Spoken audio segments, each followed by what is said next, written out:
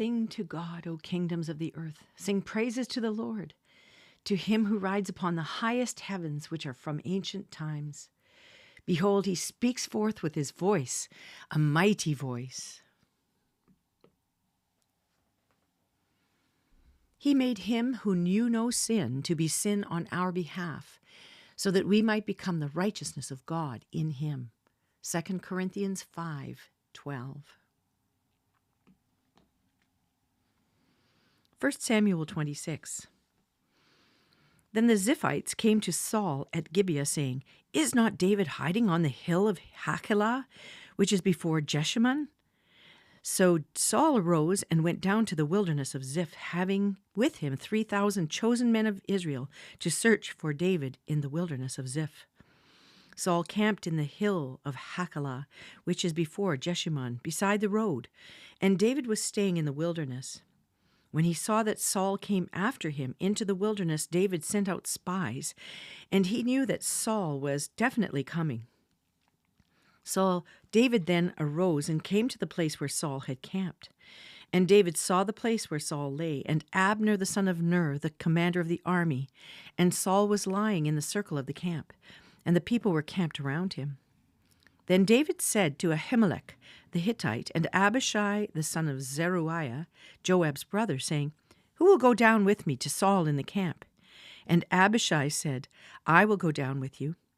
So David and Abishai came to the people by night, and behold, Saul lay sleeping inside the circle of the camp with his spear stuck in the ground at his head. And Abner and the people were lying around him. Then Abishai said to David, Today God has delivered your enemy into your hand. Now therefore, please let me strike him with a spear to the ground with one stroke, and I will not strike him the second time. But David said to Abishai, Do not destroy him, for who can stretch out his hand against the Lord's anointed and be without guilt? David also said, As the Lord lives, surely the Lord will strike him, or his day will come that after he dies, or he will go down into battle and perish. The Lord forbid that I should stretch out my hand against the Lord's anointed. But now please take the spear that is at his head and the jug of water and let us go. So David took the spear and the jug of water from beside Saul's head, and they went away. But no one ever saw or knew it, nor did anyone awake, for they were all asleep, because a sound sleep from the Lord had fallen on them. Then David crossed over to the other side and stood on top of the mountain at a distance with a large area between them. David called to the people and to Abner the son of Ner, saying, Will you not answer, Abner? Then Abner replied, Who are you who calls to the king? So David said to Abner, Are you not a man, and who is like you in Israel? Why then have you not guarded your lord the king? For one of the people came to destroy the king your lord. This thing that you have done is not good. As the Lord lives, all of you must surely die, because you did not guard your lord, the Lord's anointed. And now see where the king's spear is and the jug of water that was at his head. Then Saul recognized David's voice and said, Is this your voice, my son David? And David said, It is my voice, my lord the king. He also said, Why then is my lord pursuing his servant? For what have I done? Or what evil is in my hand? Now therefore, please let my lord the king listen to the words of his servant. If the Lord has stirred you up against me, let him accept an offering. But if it is men, cursed are they before the Lord, for they have driven me out today so that I would have no attachment with the inheritance of the Lord, saying, Go serve other gods. Now then, do not let my blood fall to the ground away from the presence of the Lord, for the king of Israel has come out to search for a single flea, just as one hunts a partridge in the mountains. Then Saul said, I have sinned. Return, my son David, for I will not harm you again, because my life was precious in your sight this day. Behold, I have played the fool and have committed a serious error.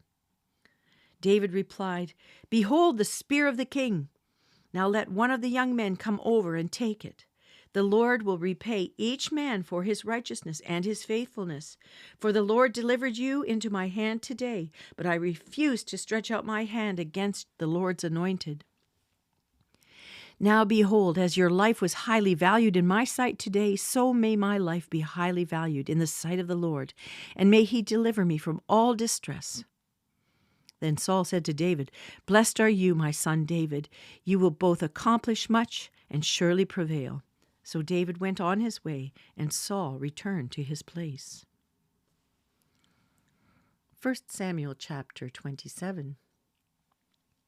Then David said to himself, "Now I will perish one day by the hand of Saul. There's nothing better for me than to escape into the land of the Philistines.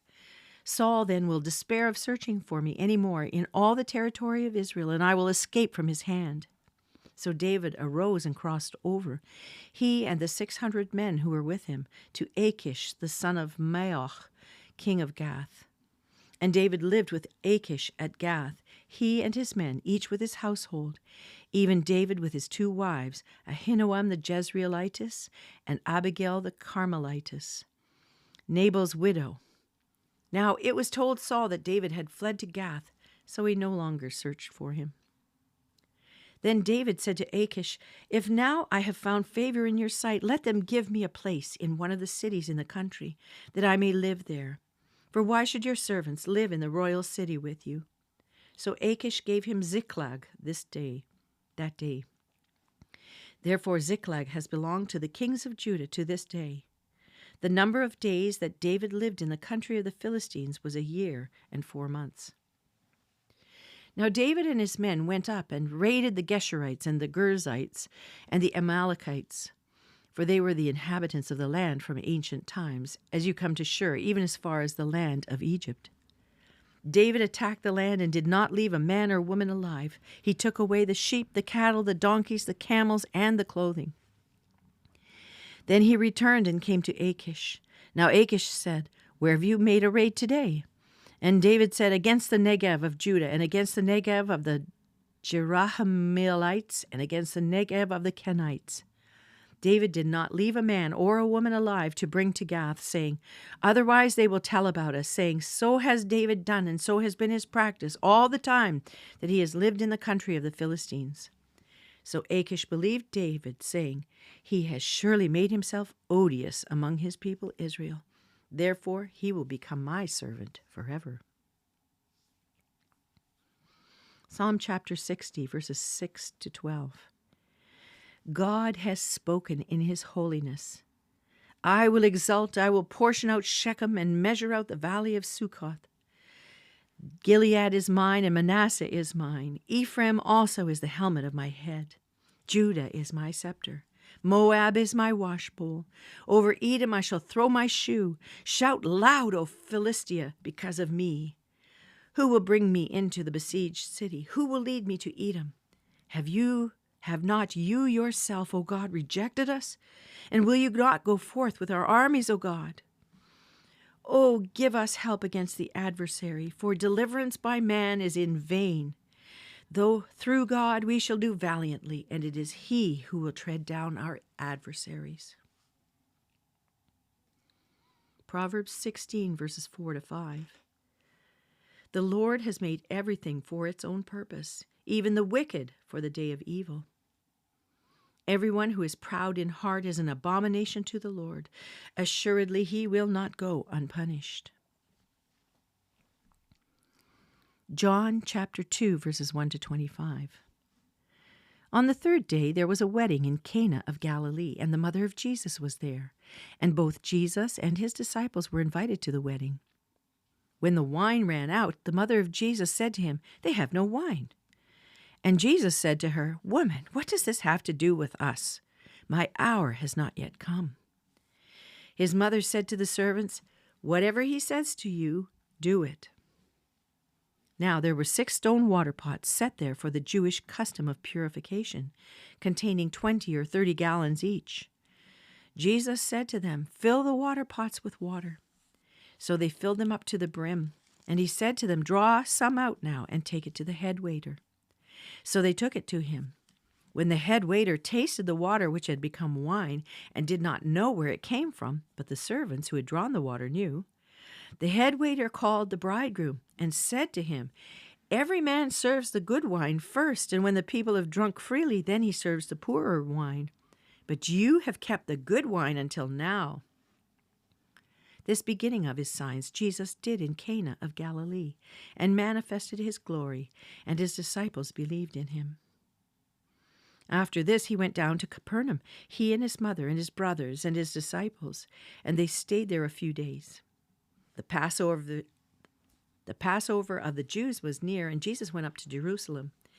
And he found in the temple those who were selling oxen and sheep and doves, and the money changers seated at their tables. And he made a scourge of cords and drove them all out of the temple with the sheep and the oxen. And he poured out the coins of the money changers and overturned their tables.